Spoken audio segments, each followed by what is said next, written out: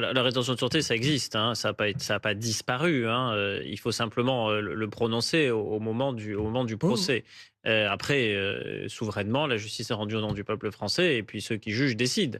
Mais ça n'a pas disparu. Après pour le nombre, oui, c'est une trentaine, hein, c'est une trentaine de personnes, l'année dernière, condamnées pour des faits de terrorisme qui sortent, c'est une trentaine cette année.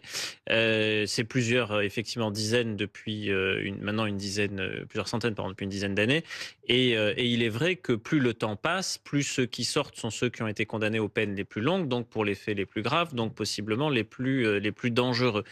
Sur un plan statistique, on a 2 cas, 1 cas et demi, enfin je sais pas comment il faut comptabiliser le cas d'aujourd'hui parce que l'apologie du terrorisme, c'est une infraction un peu particulière, mais 2 cas, on peut dire, de personnes qui ont été condamnées, et qui sont, à nouveau passées à l'acte. C'est une problématique, mais quand il a été question, de prolonger les mesures individuelles de contrôle administratif et de surveillance, c'est-à-dire ces obligations, notamment d'aller pointer, le Conseil constitutionnel a Mmh. refusé qu'on les passe de 1 an à 2 ans, hein. Ça avait été, un des enjeux de la loi renseignement de numéro 2 d'ailleurs, en 2021 et donc on est, sur 1 an et après 1 an, il y a plus vraiment d'outils, pour le suivi de ces personnes. Ça, c'est exact.